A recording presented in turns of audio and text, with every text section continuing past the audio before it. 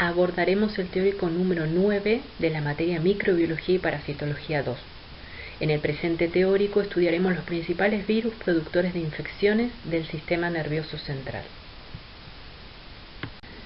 Los objetivos del presente teórico son conocer los principales agentes virales asociados a infecciones del sistema nervioso central, reexaminando los mecanismos patogénicos asociados y comprender el diagnóstico, la epidemiología y la profilaxis de dichas infecciones basados en su patogénesis.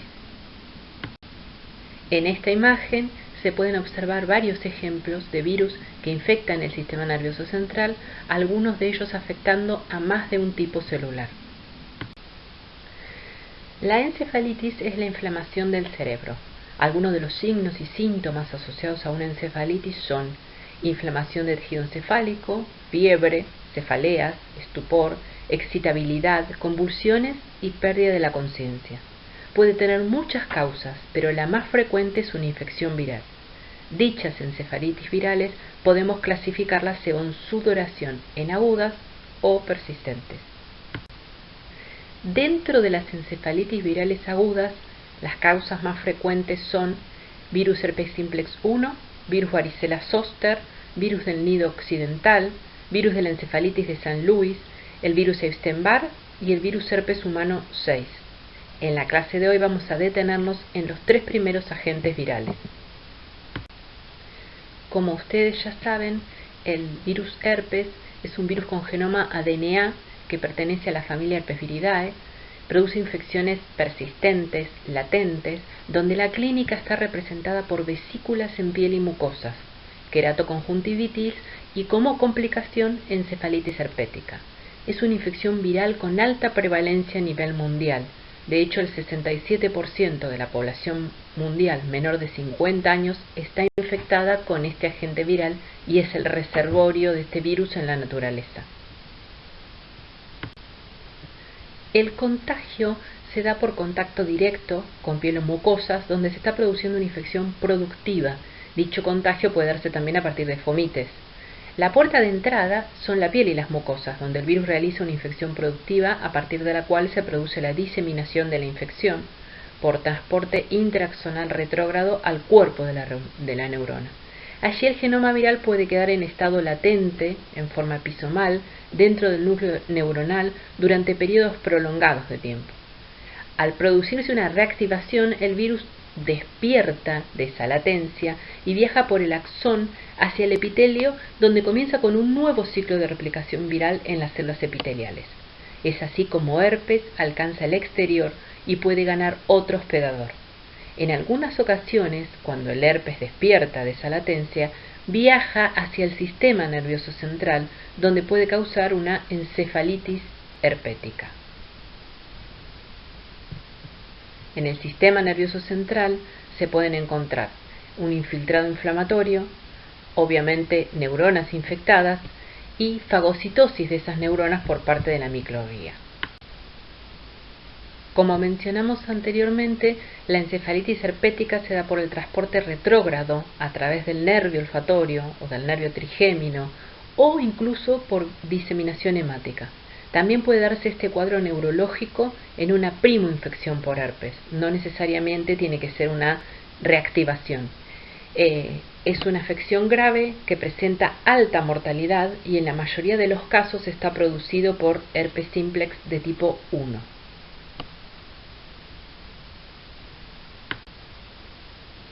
El virus varicela zoster pertenece a la misma subfamilia que herpes simplex 1 y 2, dentro de la familia Herpesviridae. Este virus ingresa por vía aérea. Luego de un periodo de incubación de 2 a 3 semanas, el virus alcanza el tejido retículo endotelial. Una segunda viremia ocurre después de 11 a 13 días. A través de esta viremia, el virus alcanza la piel y se manifiesta con lesiones maculares y vesiculares generalizadas. Este exantema generalizado es la manifestación clínica de la primoinfección, denominada varicela. Luego de permanecer en forma latente en los ganglios sensitivos, alrededor de un 15% de los individuos reactivan la infección, migrando el virus por vía axonal a la piel en una extensión dermatomal, denominada zóster. En esta gráfica se muestra el número de casos notificados en Argentina según el grupo etario en el periodo 2009-2013. Cabe destacar que el grupo etario más afectado es entre los 2 y 9 años de edad. Debido a esto es que a partir del año 2015 la vacuna contra la varicela fue incluida en el calendario nacional de vacunación de nuestro país, en un esquema de dosis única a los 15 meses de vida. Como dijimos anteriormente, el virus varicela zoster en la primoinfección produce un exantema generalizado, luego del cual entra en estado de latencia. Luego de permanecer en forma latente en los ganglios sensitivos, alrededor de un 15% de los individuos reactivan la infección, migrando el virus por vía axonal a la piel en una extensión dermatomal, lo que se denomina zóster. Tanto a partir del exantema de la primera infección como del zóster en la reactivación se produce el contagio del virus. Dentro de las complicaciones de la infección con el virus varicela zoster podemos mencionar cutáneas como la celulitis, complicaciones hematológicas, neumonía dentro de las viscerales y las más importantes que son las neurológicas. Dentro de las complicaciones neurológicas está la encefalitis, que tiene de un 5 a un 20% de mortalidad, meningitis y mielitis. El virus del Nilo occidental es un virus con genoma RNA que pertenece al género Flavivirus de la familia Flaviviridae. Es una infección endemoepidémica con mortalidad variable. Los hospedadores habituales en el ciclo natural de la infección son las aves y los mosquitos.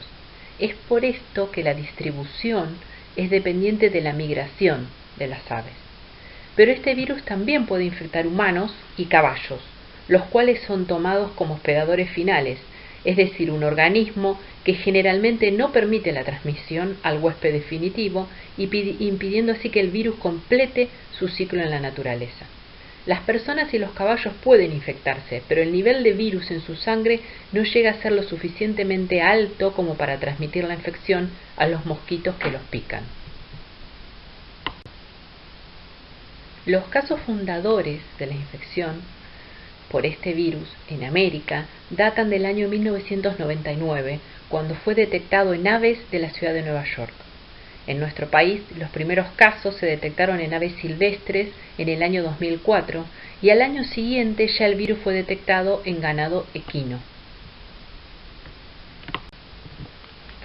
La infección comienza cuando un mosquito infectado con el virus pica e introduce este agente en el nuevo hospedador. El virus del Nilo oriental infecta en el sitio de ingreso a los queratinocitos y células de Langerhans. Luego, en los nódulos linfáticos locales, replica en células dendríticas y macrófagos, y mediante diseminación hemática llega a riñón y vaso.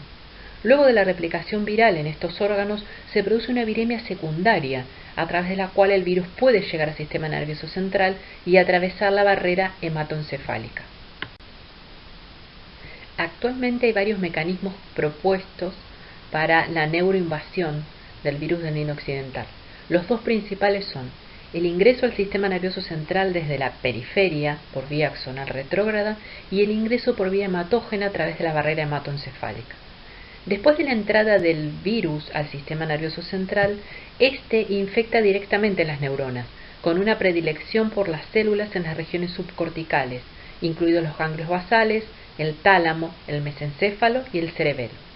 El virus también puede infectar las neuronas motoras del asta anterior de la médula espinal.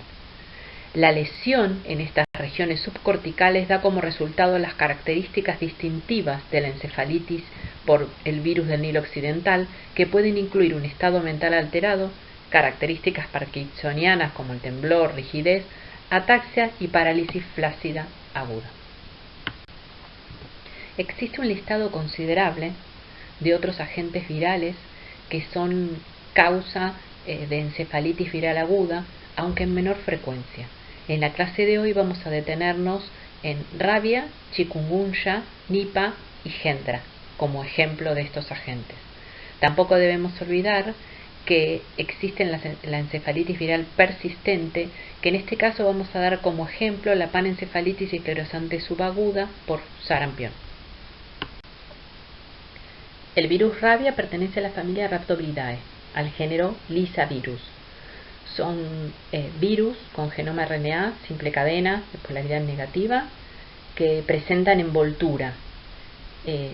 Si se fijan en esta diapositiva, a la derecha abajo van a ver una microfotografía electrónica donde se muestra la forma característica del virus rábico, que es en forma de bala. Lo que van a ver también acá es, hacia la izquierda, abajo, una técnica de detección de corpúsculos de Negri con colorantes inespecíficos, realizada sobre tejido del sistema nervioso central, tejido fresco del sistema nervioso central. Esos corpúsculos de Negri, que son característicos del virus rabia, están formados por la proteína celular TLR3 y por las proteínas virales N y P y por RNA doble cadena. El diagnóstico de la infección por rabia puede ser antemortem, en muestras de saliva, líquido cefalorraquídeo o biopsia de piel de nuca, o puede ser un diagnóstico post-mortem, que directamente se realiza sobre muestras del sistema nervioso central. Se puede detectar el antígeno rábico por inmunofluorescencia directa o a través de pruebas biológicas en ratones o cultivos celulares. También se puede hacer detección de anticuerpos neutralizantes específicos para el virus rábico o últimamente lo que se hace es la detección del ácido nucleico del virus de la rabia, tanto sea por reacción de cadena de polimerasa con transcripción inversa o por PCR en tiempo real. Según datos de la Organización Mundial de la Salud, la rabia produce entre 30.000 y 70.000 muertes al año. Uno de los puntos importantes para tener en cuenta con respecto a la infección por el virus rábico es que este virus tiene reservorios animales, y los reservorios animales en el mundo son todos los animales de sangre caliente, con lo cual vamos a tener un ciclo urbano que generalmente está dado por mascotas como perros y gatos, un ciclo salvaje que el animal que sea reservorio va a depender de la ubicación geográfica, puede ser un mapache, puede ser un zorro, puede ser un león, y hay un ciclo intermedio, que es el que une el urbano y el salvaje, que permite el movimiento del virus en el planeta, que está dado fundamentalmente por murciélagos, hematófagos o no importa eso, y por ganado, por ejemplo en nuestro país por ganado vacuno. Estos son datos de la Organización Mundial de la Salud, donde se muestra en este mapa el riesgo de contacto de humanos con el virus rábico en el año 2013. Si ustedes se fijan, nuestro país está dentro de los países con riesgo moderado. Estos también son datos de la Organización Mundial de la Salud, donde se muestra que no hay presencia de rabia humana transmitida por perros entre los años 2010 y 2014 en nuestro país. Significa que los casos de rabia reportados no fueron dados por contacto o a través de perros, sino que tienen que haber sido dados por el contacto con murciélagos o, por ejemplo, con ganado vacuno. Este es un estudio realizado por la Dirección de Epidemiología del Ministerio de Salud de la Nación, donde se grafica el número de casos de rabia animal entre los años 2012 al 2017 acá en nuestro país. Y si ustedes observan, van a ver que el mayor porcentaje de casos de rabia detectado se dio en murciélagos y en bovinos. La modalidad más común de la transmisión del virus de la rabia es mediante la mordedura y la saliva que contiene el virus de un huésped que está infectado.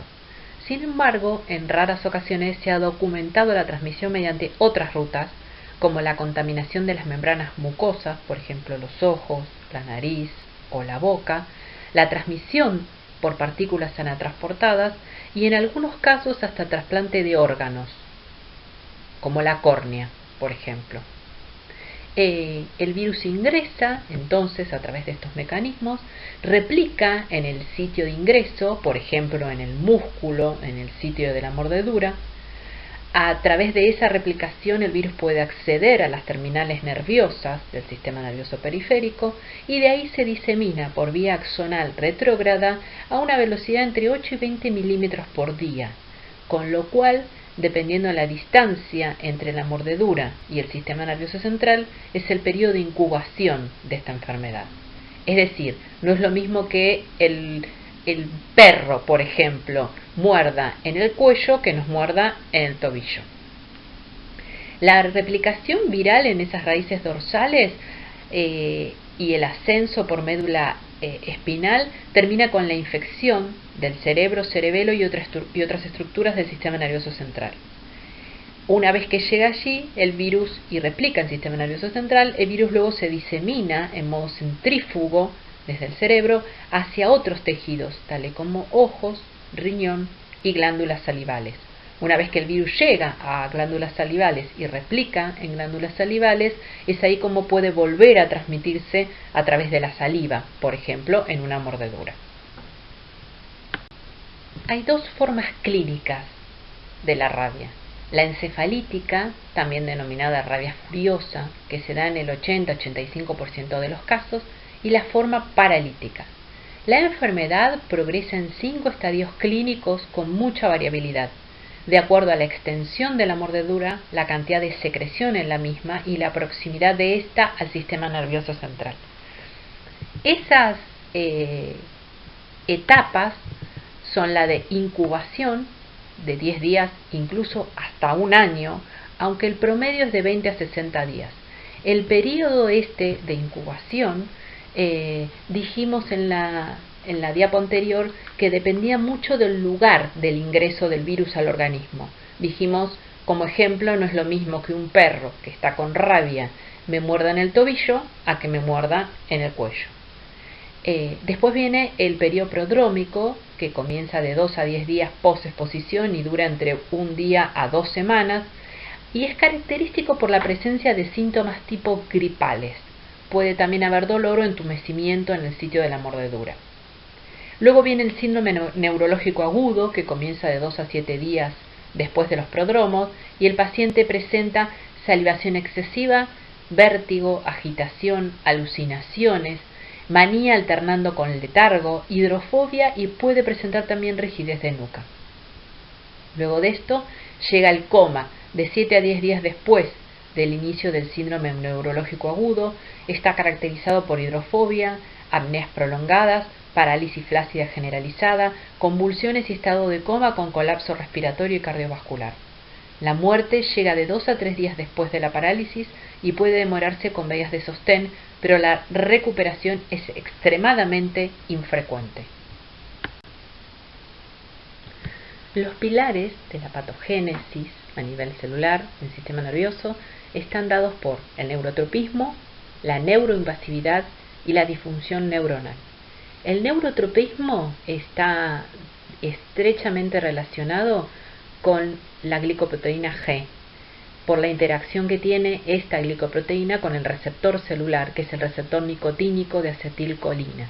Esta unión permite la endocitosis mediada por receptor. El otro pilar es la neuroinvasividad, que como dijimos obviamente está dado por la glicoproteína G, que es el mayor contribuyente, que tiene afinidad por el receptor nicotínico de acetilcolina, y también por la diseminación transsináptica, donde ahí las dos proteínas virales que están implicadas en esta diseminación son la glicoproteína G y la proteína M. El tercer pilar es la disfunción neuronal, que está dada por la drástica inhibición de la síntesis proteica que impide el mantenimiento de las funciones neuronales normales. El virus chikungunya pertenece a la familia Togaviridae, al género alfavirus. Es un virus que tiene genoma RNA monocatenario. Fue descrito por primera vez en el año 2004 en África, en el sureste de Tanzania y en el norte de Mozambique. De hecho, su nombre pertenece a la lengua makonde, que es un grupo étnico de esta zona africana, y significa aquel que se encorva, y eso es por las características que tiene el paciente infectado con chikungunya. En Argentina los primeros casos se detectaron en el año 2015, que fueron 21, y en el año 2016 se detectaron 55 casos. La fiebre de chikungunya surge entre 3 y 7 días después de la picadura de un mosquito que está infectado, y la enfermedad puede durar entre 2 y 12 días. Se manifiesta de forma aguda, con fiebre, rash cutáneo y poliartritis. Presenta una baja mortalidad. El virus se disemina por vía hemática, produciendo también náuseas, vómitos. La infección congénita fue descrita por primera vez en el año 2005. Es un evento poco frecuente que ocurre en los brotes masivos de infección. Se expresa en el recién nacido principalmente como postración y encefalopatías. La gran mayoría de los casos de transmisión vertical se produce cuando la viremia se presenta en los días alrededor del momento del parto, periodo en el cual la sangre materna puede ponerse en contacto con la sangre fetal, especialmente una vez que aparecen las primeras contracciones uterinas. Como dijimos anteriormente, el virus chikungunya da infecciones agudas que tienen un bajo porcentaje de mortalidad, pero un porcentaje bastante elevado de enfermedad. Puede terminar desarrollando una fase crónica definida por poliartritis persistente durante meses e incluso años.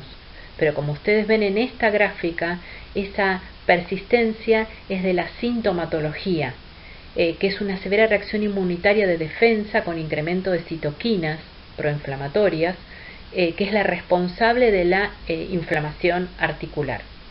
Esto hace que el 30% de los casos me dé como secuela crónica artralgia y artritis.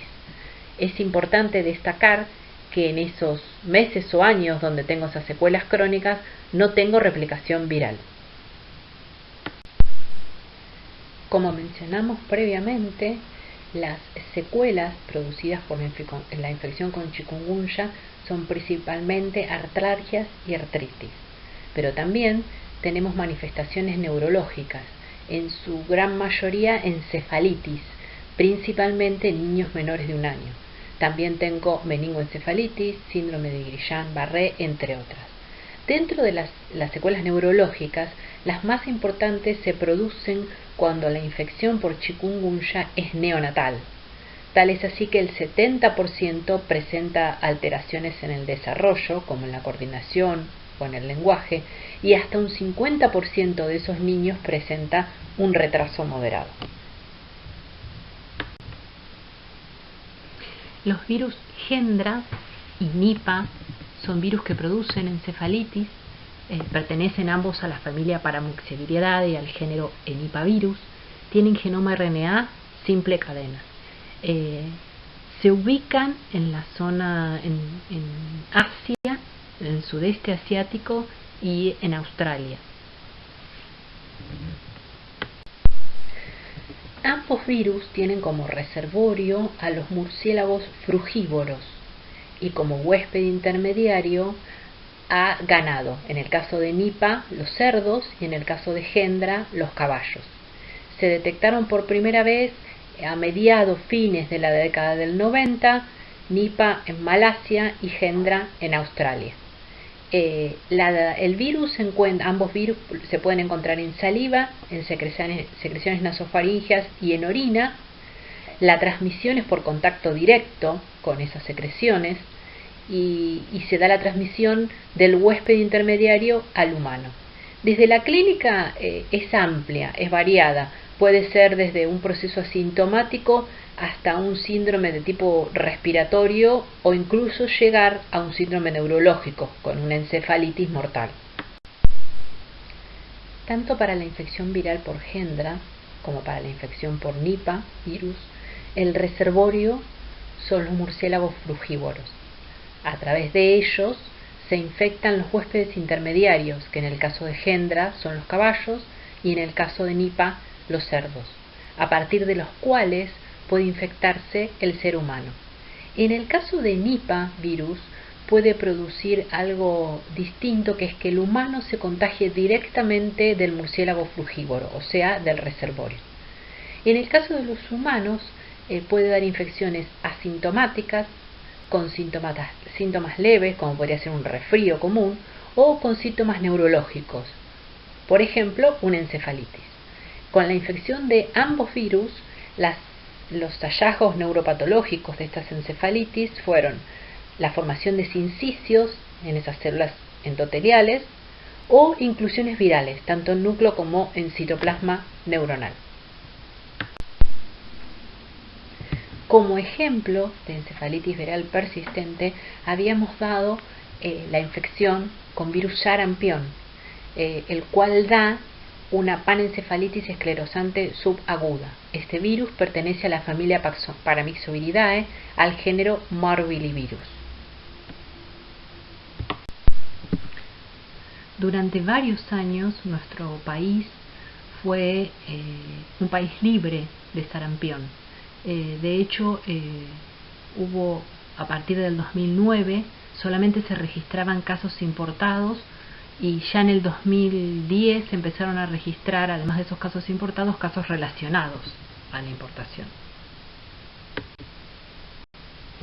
En el 2018 se empezaron a registrar un aumento en el número de casos en América, sobre todo en países como Venezuela, Brasil y los Estados Unidos. Aún así, Argentina seguía siendo un país libre de casos propios, autóctonos de sarampión. El Ministerio de Salud de la Nación, en marzo de 2018, hace un reporte, una alerta epidemiológico por la aparición del primer caso autóctono de sarampión en la Argentina, luego de 18 años de haber estado sin casos autóctonos de sarampión. El virus ingresa al organismo por el tracto respiratorio. En ese tracto respiratorio infecta a macrófagos alveolares y células dendríticas del pulmón o del tracto respiratorio a través del receptor celular CD150-SLAM. Esas células infectadas transportan ese virus a los ganglios linfáticos regionales. Allí se produce la infección de células inmunes, linfocitos. Al replicar en esos linfocitos se produce la viremia, la diseminación de la infección a todos los órganos linfáticos como vaso, timo, apéndice, amígdalas, y cuando se produce esa viremia y esa liberación de esos linfocitos CD150 positivos infectados, las células inmunes infectadas transmiten el virus a las células epiteliales del tracto respiratorio a través de la membrana vasolateral, ya que en esa membrana vasolateral de ese tracto respiratorio se encuentra una molécula que es la molécula nectina 4, que es otra de las que el virus sarampión utiliza como receptor. A través de nectina 4 entonces ingresa en el epitelio, replica en el epitelio, y la progenie viral producida es liberada desde la membrana apical hacia el lado luminal del tracto respiratorio. Así es como se libera el virus del hospedador en forma de aerosoles, y así es como el virus logra captar otro hospedador. Esta es la primera etapa, es la fase de infección temprana, que es lo que dijimos antes. El virus que ingresa a tracto respiratorio encuentra en la zona apical del tracto respiratorio células del sistema inmune, como células dendríticas, por ejemplo, que tienen el receptor CD150-SLAM, a través de la cual puede infectarlas. Infecta esas células, y esas células son los que a través de los ganglios linfáticos y después la diseminación hemática los llevan a los ganglios locales. Cuando llegan a través de esas dendríticas, por ejemplo, a los ganglios linfáticos locales, infectan, por ejemplo, linfocitos T, linfocitos B. Así es como salen a la circulación sanguínea, y cuando esos linfocitos T o linfocitos B llegan al aparato respiratorio, pero desde la zona basal, el virus logra infectar desde la zona basal a la célula epitelial, porque lo hace a través de otro de sus receptores, que es nectina 4. Replica el virus en las células epiteliales y es liberado hacia la luz del tracto respiratorio, la progenie viral. Así es como el virus sale del organismo y alcanza otro hospedador. Lo que se muestra en esta diapositiva son las diferentes estirpes celulares en las cuales replica el virus sarampión, el receptor, en el caso de que se conozca, que utiliza, y a los distintos tiempos que lo hace. Entonces, en la primera fase tenemos las células dendríticas, los macrófagos, después vienen los linfocitos B y los linfocitos T. Ya dijimos que los infecta a través del CD150 SLAM. Y bien a la derecha ustedes ven las etapas. Primero infecta las dendríticas y macrófagos, y más tardíamente, como dijimos, en los ganglios infecta linfocitos T y linfocitos B. Luego de eso, a través de esos linfocitos T y esos linfocitos B, llega al epitelio. Y en el epitelio, desde la cara basal y con el receptor nectina 4, logra infectar esas células epiteliales. En una etapa más tardía, puede llegar al sistema nervioso central e infectar neuronas, astrocitos, oligodendrocitos, con un receptor que todavía no está del todo conocido. Las complicaciones neurológicas producidas por virus sarampión principalmente son 3. La encefalomielitis aguda diseminada, que se da en un hospedador normal, habitualmente en adultos y niños mayores de 2 años, donde el virus no llega al sistema nervioso central. La incidencia es de 1 en 1000, lo que se observa es desmielinización e inflamación, y está asociado a una respuesta autoinmune transitoria contra la mielina, porque hay un proceso de mimetismo molecular entre la proteína M del virus sarampión y la mielina. La segunda enfermedad es la encefalitis con cuerpos de inclusión, que se da en hospedadores inmunosuprimidos. Es indistinta la edad del hospedador. El virus sí se detecta en el cerebro, y lo que se producen son cuerpos de inclusión. Es una patología progresiva que se da a los meses de haber sufrido el exantema por sarampión. La tercera es la panencefalitis esclerosante subaguda. Se da en hospedadores normales, habitualmente en niños menores de 2 años. Acá también el virus llega al sistema nervioso central, y también se pueden observar cuerpos de inclusión. En este caso es una enfermedad también progresiva, pero que tiene años. Si se fijan en el gráfico de más abajo, la panencefalitis esclerosante subaguda puede llegar a los 10, 15 años o un poco más de haber sufrido el exantema por sarampión. Este es un trabajo que se realizó en el año 2003 en el Hospital de Niños de la Ciudad de Buenos Aires, un grupo de investigación de la doctora Mischenko, donde estudiaron un gran número de casos de panencefalitis esclerosante subaguda. Lo que ellas pudieron determinar es que, como dijimos anteriormente, es una infección persistente, que encontraron que había neuronas, oligodendrocitos y astrocitos infectados, que no estaba asociado a defectos inmunes específicos asociados, y que la diseminación viral se producía de célula a célula solamente con las nucleocápsides, es decir, el virus no tenía una buena salida ni una buena brotación de esa célula. Entonces se encontró que había una expresión disminuida o nula de las proteínas virales de envoltura por acumulación de mutaciones o de hipermutaciones en esos genes. Esto es lo que producía que después de 10, 12, 15 años después del exantema de acumulación de expresión de proteínas en esas neuronas, se produjera esta panencefalitis esclerosante subaguda. Además de las encefalitis virales, en esta clase debíamos ocuparnos de los síndromes meningios. Lo que se observa es inflamación de las leptomeninges, fiebre, fotofobia, náuseas y vómitos, rigidez de nuca, y síndrome de hipertensión endocraniana. Vamos a dar algunos ejemplos de virus que producen síndrome benigno. Son varios los virus que producen meningitis agudas.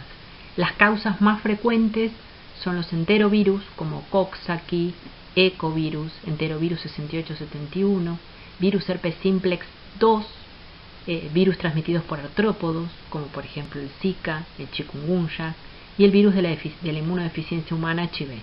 Dentro de las causas menos frecuentes están el virus de parotiditis, el varicela zoster, virus Epstein-Barr y virus sarampion. Más adelante vamos a detenernos en los tres primeros virus que están en la lista de las causas más frecuentes. En esta tabla podemos ver un listado de los enterovirus como polio, Coxsackie A, Coxsackie B, Ecovirus y enterovirus 6871 con los cuadros clínicos que producen, donde uno de los cuadros clínicos más frecuentes es la meningitis. La tasa de ataque de los enterovirus es mayor en los niños, se transmiten por vía fecal-oral, no hay reservorio animal para estos virus y presentan un comportamiento estacional, donde su prevalencia es mayor en verano. Los síntomas son fiebre alta, convulsiones, somnolencia, temblor generalizado y dificultad para coordinar los movimientos. Los enterovirus ingresan al organismo a través de la boca y vías respiratorias. Replican en orofaringe y amígdala o en el intestino. Y desde estos órganos es que pasan a la sangre, produciendo una viremia primaria, a partir de la cual pueden infectar otros órganos. A través de esa viremia llegan a la barrera hematoencefálica y logran infectar sistema nervioso central. Cuando los enterovirus llegan al sistema nervioso central, pueden producir la apoptosis de esas neuronas infectadas, como por ejemplo vemos en esta diapositiva, donde en la foto de arriba a la izquierda vemos la replicación de Coxsackie B en neuronas, teñido con verde fluorescente, arriba a la derecha teñido con rojo la actividad de caspasa 3 en neuronas, y en la unión de ambas marcaciones podemos ver abajo la apoptosis de las neuronas infectadas con ese virus Coxsackie B.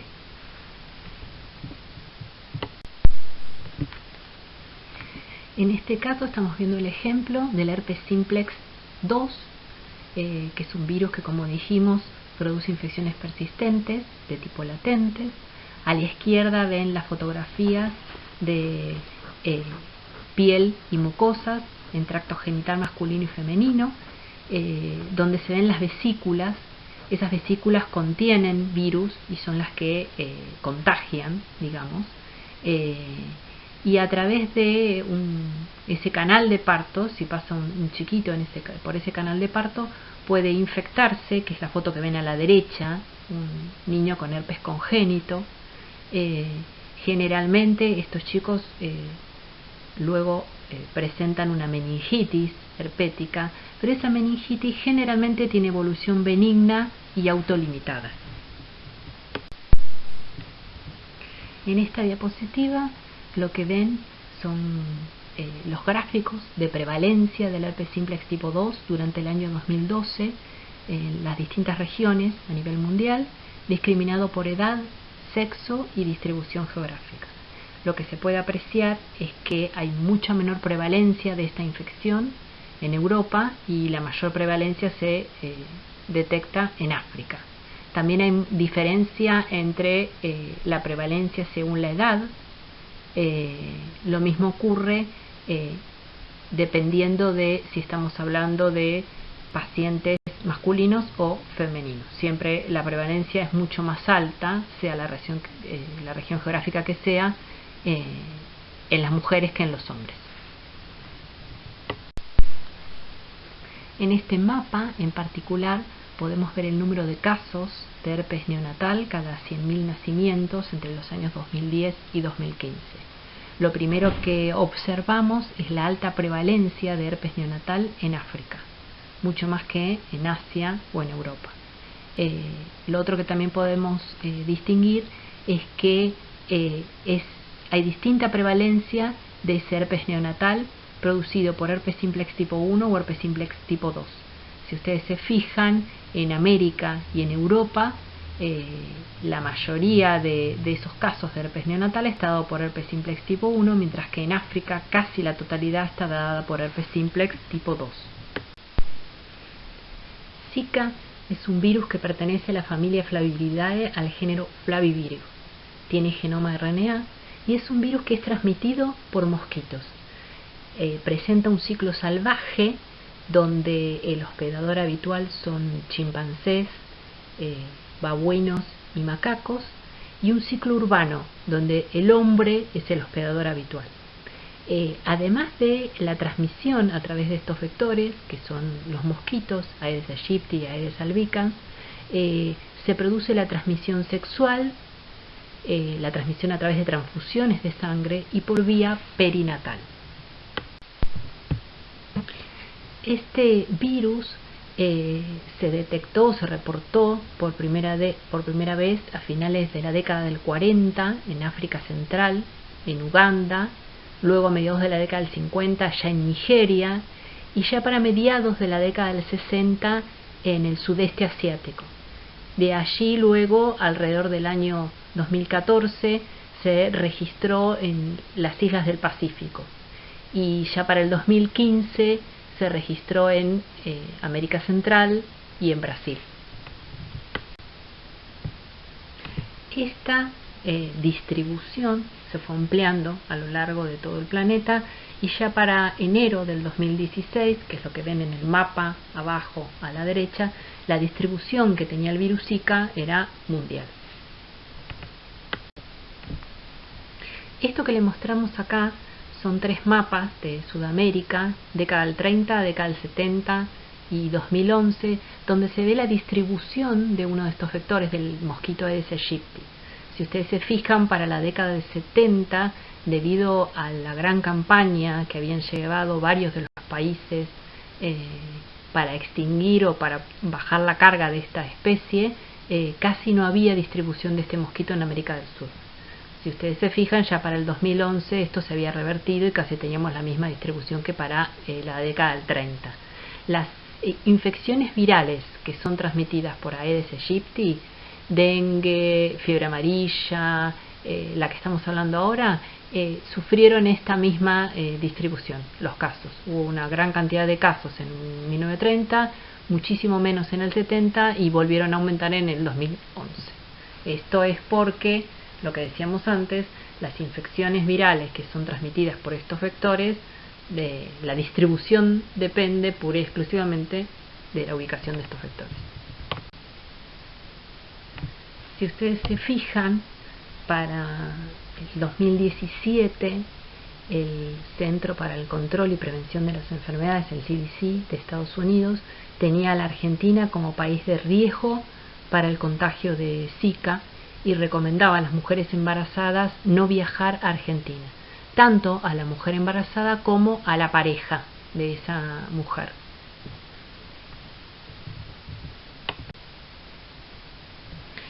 En noviembre del año 2016 se confirmó la primera muerte por Zika en nuestro país. Se trataba de un bebé de 10 días que nació con microcefalia y otras malformaciones asociadas con la enfermedad, y eso es porque, como dijimos anteriormente, Zika se transmite de manera perinatal. Además de los síntomas que puede dar a la infección con virus Zika, como conjuntivitis seca, fiebre alta, dolores musculares y de cabeza, náuseas y vómitos y erupciones en la piel, lo que es importante son las complicaciones neurológicas que se dan a causa de esta infección viral. Hoy en día se sabe que el virus Zika infecta las células progenitoras neuronales, produciendo la detención del ciclo celular, disfunción génica y muerte. Esto no solamente muestra una disminución en el número de neuronas, sino también un deterioro en la neurogénesis y en la sinaptogénesis tras la infección con el virus Zika. Es así como hoy se sabe que la infección de la madre con virus Zika en cualquier etapa del embarazo hace que a través de la vía hematógena se produzca la transmisión del virus al embrión o feto a través de la placenta. El virus infecta la placenta y puede causar insuficiencia en esa placenta. Se sabe ya que tiene neurotropismo y los efectos adversos potenciales son la microcefalia, retraso en el crecimiento intrauterino, anormalidades oculares, muerte fetal y efectos a largo plazo, en realidad hasta ahora algunos de ellos desconocidos.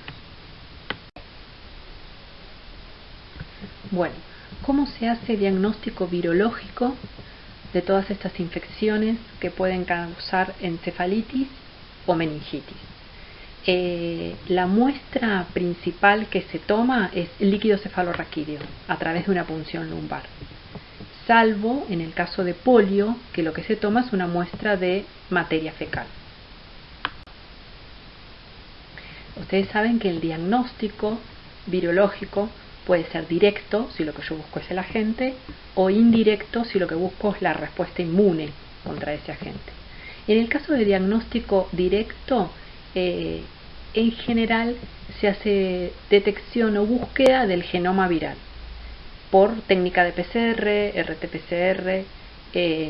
Lo que vemos aquí es a la derecha una foto de un gel de agarosa donde se muestra un producto de amplificación por una PCR.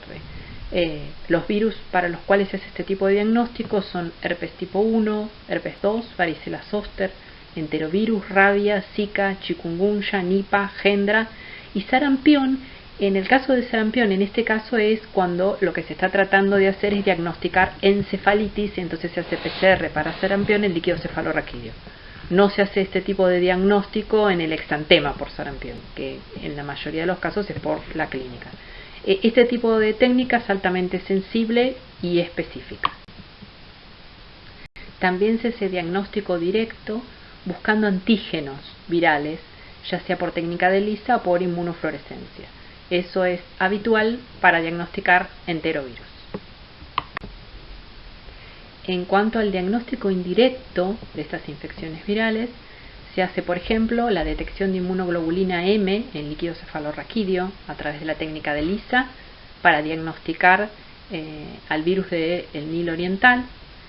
Se hace detección de inmunoglobulina G, también en líquido cefalorraquídeo, por ELISA o por inmunofluorescencia, para hacer diagnóstico de la panencefalitis esclerosante subaguda por sarampión, y detección de inmunoglobulina G, también en líquido cefalorraquídeo, por ELISA, neutralización o reducción de placas en el caso de diagnóstico de rabia. ¿Cómo es la profilaxis y tratamiento de estas infecciones virales? En el caso de las infecciones por herpes simplex tipo 1 y tipo 2, no tenemos profilaxis ni activa ni pasiva en humanos, pero sí tenemos tratamiento bastante efectivo con un antiviral como el aciclovir. En el caso de otro virus perteneciente a la familia de los herpes, como es varicela zoster, hay vacuna muy efectiva, es una vacuna viral atenuada que se utiliza tanto para prevenir la varicela como para prevenir el zoster. La diferencia es la cantidad de unidades formadoras de placa que tiene cada una de las vacunas. La de varicela tiene 1350 y la que es para zoster tiene 19400. No hay profilaxis pasiva en este caso. Y se utilizan también antivirales para el tratamiento fundamentalmente del zoster.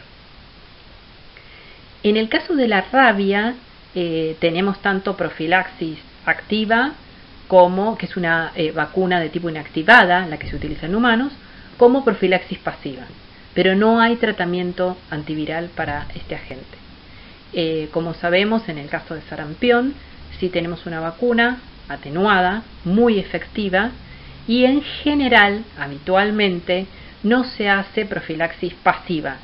Se puede llegar a dar y a recomendar esa profilaxis pasiva en embarazadas, neonatos o pacientes HIV positivos. Tampoco se utiliza tratamiento antiviral para sarampión. En el caso de los enterovirus, tenemos vacuna, profilaxis activa, para polio, entero 71 y Coxsackie-B, y tenemos profilaxis pasiva para polio. Hay tratamiento antiviral para algunos de ellos.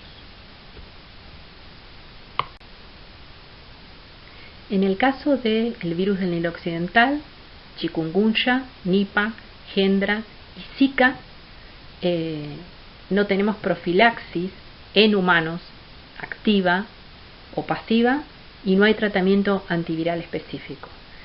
Cuando hablo de que no hay profilaxis activa, o sea, no hay vacuna, no hay vacunas que estén comercialmente disponibles. Hay muchas de ellas que están en este momento en investigación. Sí tenemos vacuna para el virus del Nilo Occidental o para Hendra de uso veterinario, para caballos. Como les mencioné recién, hay varias vacunas en desarrollo para el virus del Nilo Occidental. Estos son datos de diciembre del año pasado y varias de ellas están en fase 1 y otras tantas están en fase 2. Lo mismo pasa con el virus chikungunya, que si se fijan estos son datos de enero del 2019 y otra vez lo mismo, hay varias vacunas que están en estudio, algunas de ellas en fase 2 o en fase 1 de estudio. Esta es una vacuna que fue diseñada con cepas inactivadas de virus rábico en combinación con virus Nipah, y lo que se logró hasta ahora es obtener un buen título de anticuerpos para ambos virus. O sea, esta vacuna da protección doble contra estos dos agentes. En esta diapositiva, en la próxima, se muestra un listado de más de 30 productos que son vacunas en desarrollo. Algunas ya están en fase clínica contra el virus Zika. Algunas llevadas a cabo por instituciones del Estado como el NIH o por laboratorios farmacéuticos privados.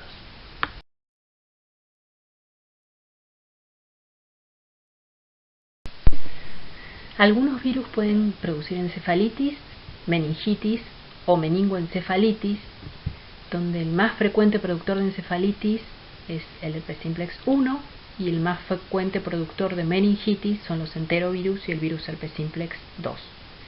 La progresión hacia el sistema nervioso central puede ser intraaxonal o hemática. Los virus productores de infecciones del sistema nervioso central pertenecen a muy diversas familias virales y pueden infectar al hospedador por vía respiratoria, transcutánea, entérica y o vertical. La profilaxis activa y o pasiva solo está disponible para algunos de estos virus mencionados. Los métodos de diagnóstico que se utilizan pueden ser directos y o indirectos según la enfermedad, y si bien el líquido cefalorraquídeo es la muestra de elección para la mayoría de los virus causantes de encefalitis, meningitis, en el caso de polio debe obtenerse una muestra de materia fecal.